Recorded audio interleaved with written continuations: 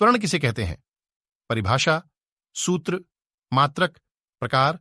त्वरण किसी गतिशील वस्तु का वेग किसी समय अधिक होता है एवं किसी समय कम होता है, अर्थात वस्तु का वेग स्थिर नहीं रहता है।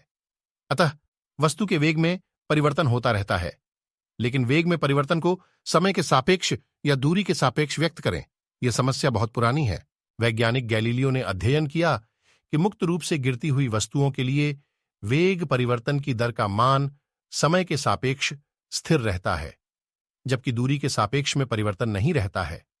तब त्वरण की इस प्रकार परिभाषा दी गई कि किसी गतिशील वस्तु के समय के सापेक्ष वेग परिवर्तन को त्वरण कहते हैं, अर्थात जब किसी वस्तु का वेग समय के साथ बदलता है तो उसमें त्वरण हो रहा है।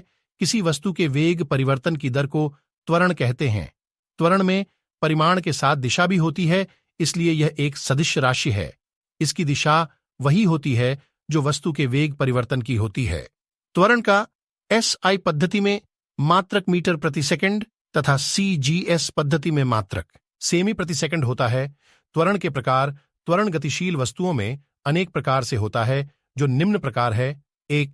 एक समान त्वरण। 2. असमान या परिवर्ती त्वरण। 3. औसत त्वरण। 4. तात्क्षणिक त्वरण। एक समान त्वरण: यदि किसी गतिशील वस्तु का वेग समान समय अंतरालों में समान होता है तो वस्तु में उत्पन्न त्वरण को एक समान त्वरण कहते हैं। 2. परिवर्ती अथवा असमान त्वरण: यदि किसी गतिशील वस्तु का वेग समान समयांतरालों में भिन्न भिन्न होता है तो वस्तु में उत्पन्न त्वरण को असमान अथवा परिवर्ती त्वरण कहते हैं। 3.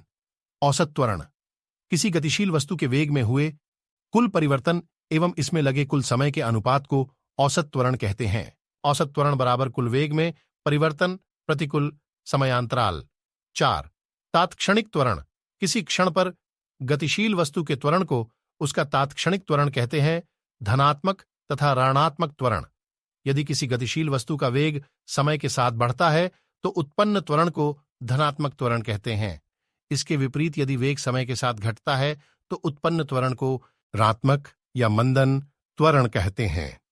नोट: किसी गतिशील वस्तु का त्वरण भी वेग के समान ही धनात्मक, ऋणात्मक तथा शून्य हो सकता है।